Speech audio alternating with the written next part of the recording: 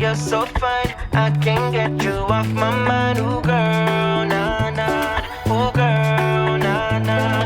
Baby girl, don't need to flex. Dance to the rhythm and you do all the rest. Ooh girl, nah nah. I'm glad I went with this red combo rather than using pink, because I think the red just really made the whole look pop.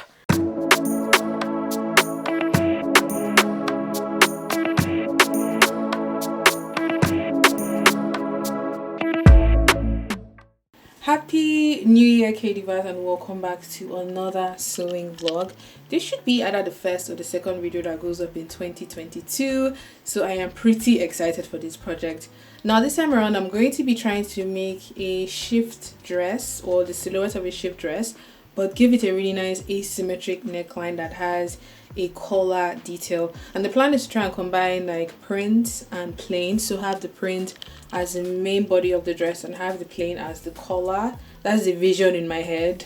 The plan is to try and bring that vision to life in this video. I'm going to be showing you guys how I make the sewing patterns, how I cut and sew the dress, and I want to try and make this project as easy and as beginner friendly as possible, because I think it's a great way to try something experimental, but it's still pretty much straightforward.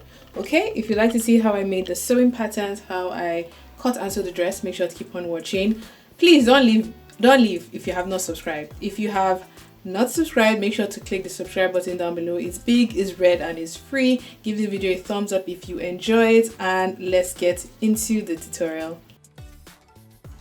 I'm going to be working with the following materials to create this design. The first one is this Ankara print. I have a total of 6 yards here, but I ended up using about 1.5 meters. I've decided to combine it with this red cotton drill, which has a similar weight to Ankara fabric. Now you can see that it picks up on the red print really nicely. So I have these two fabrics as my main material of choice. I also have some interfacing for the cuff and the collar, and this is just this one that you just iron on the wrong side of the fabric. I've also grabbed a matching invisible zip to fix on the side of the piece, and to go with that I have some buttons, some black buttons I'm going to be putting on the cuff of the shirt. Now the design initially I wanted was for a shift dress with the same neckline and sleeve and everything, but in this video I'm going to be focusing on making it as a shirt. And if you wanted to make it into a dress, you just had to extend the bodice down to the length that you're happy with, whether that is above your knee, on your knee, or even like a maxi length. But in this video I'm only going to be showing how to make the patterns for the shirt length. Now if we're all happy with that, let's get into the pattern making. The pattern I'm going to be using is my basic bodice. I have my front and my back here. This I have as a PDF on my store, so you can have this as a digital file, print it on normal A4 paper, and then join it all together, and it goes from a UK size 6 to 16. You can also make your own basic bodice pattern. I already have a tutorial showing how to do that. And once you have your bodices ready to work with, I have my front. I'm going to be tracing my front off on a folded pattern paper, so I'm able to have a full front that has left and right and both shoulders and both side seams, and it looks like this. Don't forget to also transfer your dots, because that's going to help to shape the garment on your body. Now that we have our front done, I'm going to repeat the same thing for the back. Trace off the entire back bodice, transfer my grain line, my dots, my bust line, waistline, you know, all those important points that will help you connect the front and the back together.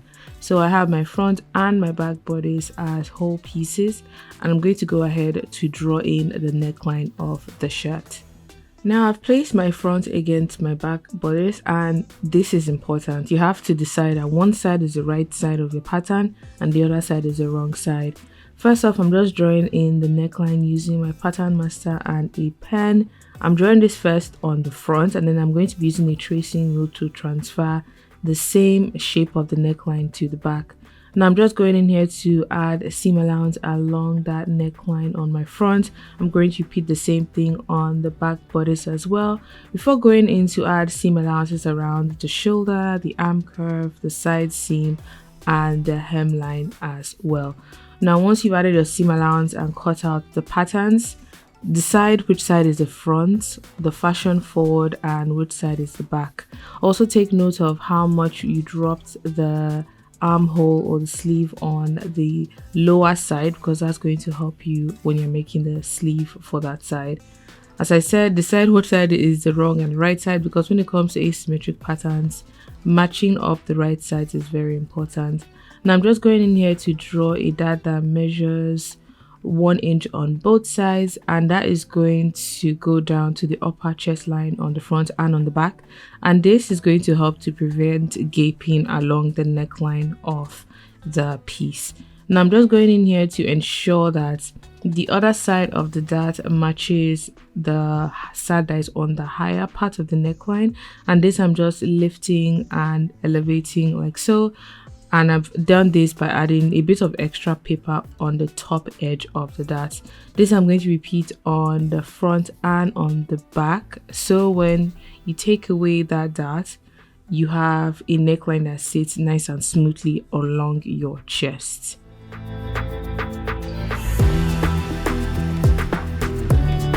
So that's the main front and back shirt pattern done. You just need to cut one of each, because the front has been done in such a way that you don't need to have a seam on the center front edge, and the same goes for the back as well. Now I'm going to go in to trace off the arm curves on the front and on the back on a separate pattern paper to create the sleeve for this side of the shirt. And the top distance from the edge to the fold line is 4.5 inches, and I'm just going in here to trace off the arm curve on the front, transferring the notch as well, and then I'm going to trace off the back, keeping the same top distance and bottom distance, or the distance between the folded edge of the paper and the bottom of the sleeve. Try and maintain the same for the front and the back if possible. And I'm going to transfer the notch as well, so that helps to know that that is the back sleeve. Now I'm going to be connecting those dashed lines together to help me make my sleeve head, drawing the top edge like so, and I'm going to do the same thing for the other side. Now this sleeve I found to have quite a bit of excess on top, and that I gathered into the top arm curve. If you don't want that, you can drop the sleeve head a little bit less than I have done mine here, or make your own sleeve pattern from scratch. I have a video on my channel showing how to do that if you wanted a sleeve made from scratch. Now my sleeve length is 25 inches, and that I'm marking from the top of the sleeve downwards, and I'm just going in here to draw in the sleeve hem, which is straight around the middle and then curves up towards the side. Then I'm going to draw in the side seam of my sleeves, and once I have that in place, I'm going to cut out my pattern, add my annotations, green line, and all that information that would help me to make the second sleeve. Now because it's a garment that has two different armholes or two different armhole shapes, we're going to need to make a second sleeve for the other side of the shirt. Now that we have the first sleeve done, I went ahead to duplicate this sleeve to have a second one that is exactly the same shape, width, and everything. And on this second one, we're going to be dropping the sleeve head by that measurement that we took note of on the side where you have the off shoulder detail. For me, it was about 3 inches below the sleeve head, and I'm just drawing in that line like so. And before cutting it, I just went to double check that it actually fits on the front and on the back of the shirt on this side where you have the off shoulder detail really showing. So once that is all done and correct, I'm just going to go in and cut off that top of the sleeve head, so I have the sleeve that sits on the other side. Now you need to take note of which sleeve is on the left and which sleeve is on the right, because when you're cutting your fabric, that would become important. For the sleeve cuff, I have made a pattern piece that measures 10 inches in length and 7 inches in height. This is going to be cut as one piece and then folded to make the cuff of the sleeve. For the collar, you would need to measure the front and the back necklines, and when you measure it, you don't include the dimension of the dart because that would be stitched away. Once you have the measurement for the front and the back, just take note of that, and then you need to measure that additional sleeve that is going to be on the off shoulder side, half of that measurement, add it all together, add seam allowances, and you would have a long rectangular piece that would become your collar piece. Now I made mine, I added like 4 to 5 inches extra on my collar piece just in case it would not fit, and that saved me when I wanted to drop the neckline of my shirt. Now these are all of the patterns done, and let's move on to the next step. Okay, so I'm done cutting out all of the patterns for the top. Even though initially I wanted this to be a dress, I just realized that I've done 3 dresses back to back on my channel. So this I've made as a top, but you can easily make this into a dress by just, you know, making it longer, extending it to the length that you're happy with, whether that's at your knee, down to your calf, or like a maxi length. But now that I have all of my patterns done, I'm going to cut them out in my fabrics. I'm going to be using this print for the main body of the top, and then I'm going to be using a red, I will call this like a cotton drill. I think that's the best name to describe this, and it's like the most similar feeling fabric to the Ankara, and both colors I think work really well. So the red picks up on this red, so I could have used pink or black if I wanted to, but I just thought the red gave the most contrast in terms of like combo. So I'm going to cut out the parts of the top, and then I'm going to fuse the cuff. So fusing means I'm going to iron on interfacing on the wrong side of the fabric for the cuff and the collars. Yes, I think that's what I'm going to add, the interfacing. So I'm just going to cut them out and start sewing, and hopefully finish this so I can style it in a beautiful way for the new year.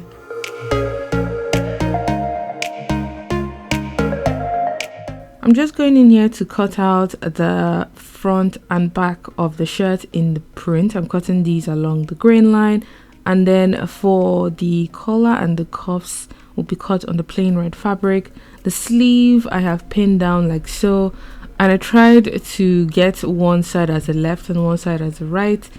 And once you cut that out, you need to cut your notches, fuse the collar and the cuffs with some interfacing, and these are all of the pieces that I ended up with. We have our main front, back in print, and then I have my cuffs which I fused with interfacing on the wrong side of the fabric.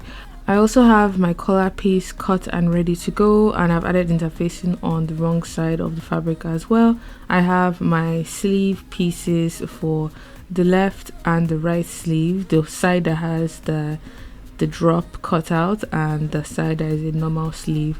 So now that we have all of our pieces, let's get ready to sew. The first thing I'm going to be sewing is my darts. I always like to sew darts and just get rid of them first. And the way I like to transfer my dart is to use a pin to puncture through the point on the pattern onto the fabric, and then mark the dart point on the wrong side of the fabric with chalk. This I did for the shoulder dart, the neckline dart, sorry, the waist darts, and I have pin those away like so.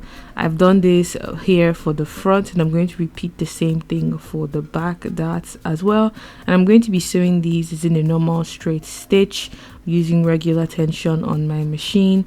Once I was done stitching up the dart, I joined the shoulder and the side seam on the side that has like a full arm curve, not on the side that has the off shoulder detail. After stitching them up, I went ahead to overlock those seams, so I have it ready for the sleeve and for the other parts of this process. Now this is what the shirt is looking like. It's coming together really nicely. I gave my seams a nice press, especially around the shoulder and the side seam, which would not have the zip, because the side seam that I've left open is the side where I'm going to be adding my invisible zip, and that's how I'm going to be getting in and out of the shirt. I also overlocked the hemline of the shirt, so I know once I'm done I can just fold and finish that off. Now I've gone in here to pin in the zip on the open end as mentioned earlier on, and I've pinned it in such a way that I have just a little bit left on the top, and that I'm going to be sewing close once I'm done sewing in the zip first. Now using my narrow zip footer, I'm going to be stitching the visible zip into this open side seam, and I have a separate video all about how to properly unroll and stitch an invisible zip into a seam. I always like to stitch it into open seams rather than normal dress zips where you would close off the end of the seam that you don't want the zip to sit before you don't go back and stitch the zip. I kind of do it the other way with invisible zips. After stitching both sides of the zip, I'm going to sew the ends, which at this point is underneath the armhole on the side with the off shoulder detail. And once I was done stitching that, we have the side seams closed off, one side with the zip and the other side just stitched normally. Now the next thing I'm going to work on is to attach the sleeves, and I'm going to be sewing right sides together. So I'm going to fold the right sides touching each other like so, and I'm going to sew up the side, but around the bottom leave like 3 inches open because I'm going to go back in and sew it in such a way that it is fixed into the cuff. Now I folded it sideways like this after sewing up the side seam, and this I'm going to be sewing from one end down to the other end and press it open so you have the side seam looking like this. This is like an easy way to have room for your cuff without making a placket. This I did for both sleeves, the sleeve on the left and on the right hand side, and once I had these on, I could go ahead to make the cuffs and then join that to the sleeve hemline. Now I have my cuffs here and I have put right sides together, and I'm going to be sewing up both sides, turn it inside out and give it a nice press so you have beautifully finished edges for where your button and your buttonholes are going to sit. This I did for both cuffs on the left and the right sleeve, and this is what the cuffs are looking like. Now I'm going to grab my sleeves and I'm going to be pinning them into the top edge of my cuff. Now I'm joining the cuff in 2 steps. The first step is to join just one side of the cuff to the hemline of the sleeve, and I'm going to be pleating away the excess on the sleeve hemline into the cuff. This you can make a gathering if you don't want to do a pleat, but I decided to make like a lovely nice pleat right at the middle of the cuff, and that added like a cute detail to the sleeve. You could make a gathering if that's what you prefer. And I'm going to be sewing on one side first before using the other side to conceal or hide the raw edge. Now this is a closer look at what the cuff and sleeve joining point looks like. You see the nice pleat I've made there from the excess along the sleeve hem, and I'm going to be sewing that side first before going in to use the other side to finish off the sleeve, and I've stitched it down like on a narrow edge stitch. I did this for both sleeves on the left and the right hand side, and I'm going to be joining the sleeve into the armhole of the shirt. And I'm just going in here to pin the sleeves into the shirts. I am starting with this side that has the off shoulder detail, and I'm matching center points to center point, side seam to side seam, and I'm going in to pin the other side as well, leaving the excess on the sleeve head so that would allow me to make a cute gather detail there. I'm going to sew both sleeves into the shirt, and then after stitching them up, take it to my overlocker to finish off those seams on the inside. You can use a zigzag stitch if you don't have an overlocker to finish off your seams on the inside of your garment. That works just as well, and it's something I've done when my overlocker was giving me a headache a couple of years ago. Alright, let's just do a quick fit here to check that I'm happy with everything so far. I feel like I could have gone a little bit lower with this off shoulder side. What do you guys think? I feel like I could have gone maybe 2 inches lower. Just thinking, can I still do that and get away with it? But the fit around the neckline looks pretty good. I think I might just shave the neckline down by like an additional inch. My worry is that I'm hoping that my collar would be able to fit, because the lower I go, the wider the neckline would become, and the shorter the collar would be. So we'll see. I think I'll first try and pin the collar in and see if I have any accidental excess, and then I'll make it work. But that is what it looks like so far. I love the fit around the neckline. I just wish I had just brought it down a little bit, but it doesn't look bad like this. I love the fact that the body is a little bit loose too, like there's a little bit of room around the belly. So this means I'll be able to wear this top out for like lunch and dinners and eat and not feel very self-conscious. The sleeve is gorgeous as well. I'm just going to add buttonholes and buttons on this side, like on the placket. And then by the time I put the collar, I think it will really tie in the look very well. But this is not bad. This is actually not bad. I was torn between making this as a blouse or as a dress. I feel like I'll get more wear out of this as a blouse, if I'm being very honest, because I think I'll be able to wear this with like a skirt, underneath a jumpsuit with a pair of trousers, and then to church. I'll be able to wear this to church actually. I'll be able to wear this to church because I want something similar to church, or for like kind of events where I want to wear like prints but not be too bold. Not bad, not bad. I think I'll just try and see if the collar fits, if there's any excess. Then I might just shave, I don't know if I will. I might shave the neckline a bit lower, but so far so good. This is looking really cute. Ooh. Now I'm going to go into work on the collar of the shirt. I have pinned right sides together and I'm going to be sewing up the side, turning that inside out and give it in a nice press so it's ready to be joined to the neckline of the shirt and the sleeve on the side that has the drop detail.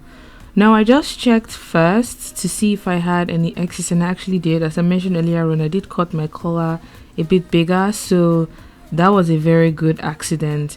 Now I went in to shave down the neckline by about 1.5 inches because I just thought it was too high on the side on the right. So once I was done dropping that neckline, I went ahead to pin my collar into place. I pinned one side first because I'm going to be sewing it on just one side first, leaving the side that has the ends of the collar on the side with the drop. And then after stitching it on a 1 centimeter seam allowance all the way around, I'm going to be using the other side of the collar to hide the seam or the raw edge like I did for the cuff. Now I'm going to fold this out like so, and then fold in the seam or the raw edge inside of the seam we just made, and then fold down by about 1 centimeter to cover up that seam. This I did all the way around, added some pins just to ensure that it was nice and tidy. You could also give it a press just to ensure that the fold stays intact as you sew. And once it was pinned and ready to go, I took this in my machine and I joined it using a very narrow edge stitch to finish off the collar. Now this took a while and my machine really struggled because it was such a thick seam, like it was like sewing 4 layers together. But I just took my time sewing it from one end to the other end until it was fully attached. Now this is what the situation is looking like. It turned out actually very, very classy. Like, I love the fact that I chose red over pink because it just made it pop really well. I'm going to go ahead to add the buttonholes and the button to the cuffs. I have this buttonhole footer on my domestic machine and it saves me so much money because I can fix buttonholes myself at home. Now I fixed in all the buttonholes and I'm just going in here to sew in the buttons on the corresponding side of my cuffs. I ended up just fixing 2 buttons on each side because the cuff isn't very wide. If it was a wider cuff, maybe I would have been able to add a 3rd button. But now let's put it on and check to see if we are happy with the entire piece.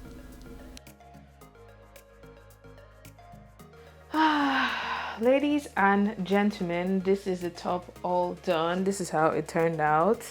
I will say it takes a little bit of wiggling to get in. You know, any top or dress that has a side zip, it's not as easy to get in and out of the garment. So warning for anyone who wants to try this out, but this looks so nice. Like, come on. This is so nice. Like, I'm glad I went with this red combo rather than using pink because I think the red just really made the whole look pop. Ooh, I can totally imagine this as a dress or even as up and down, aka skirt and blouse. So this as a blouse, and then you have like a matching skirt or matching trouser.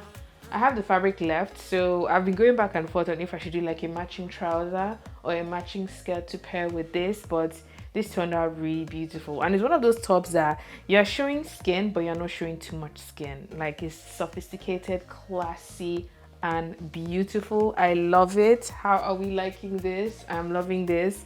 Let me know your thoughts in the comment section down below. I'm also going to leave links to the materials I use, because this material is available on my store if you wanted to grab the last bundle for yourself. I ended up using about, I'll say 1.5 for this top. I didn't use a lot of fabric, so I'll say 1.5 to 2 meters tops. Just know that the more dramatic you make your sleeve, the more fabric you end up using, but this turned out really, really nice. The one thing I changed that I think I didn't show on camera was I did drop the neckline lower. So I shaved about 1.5 inches from the entire neckline, so this part came down a bit lower like you see here. But aside that, I kept everything else relatively the same. Thank you so much for watching this tutorial. If you did, let me know your thoughts and ideas in the comment section down below. If you're going to be recreating this, don't forget to tag me at Kimdave Designs on social media. And until my next video, have a good morning, afternoon, and evening wherever you are. Bye. Girl, you're so fine, I can't get you off my mind. Ooh, girl, nah, nah. Ooh, girl, nah, nah. Baby girl, don't need to flex. Dance to the rhythm and you do all the rest. Ooh, girl, nah, nah. Ooh, girl, nah, nah. Fly me up with dreams, it's the only thing I need. When I'm down, lift me up with your company. There's no telling what you and me creating. We're on the same wavelength. Feel the beat tonight, something good inside. Set you free, let you lose all track of time. Come on, have a conversation.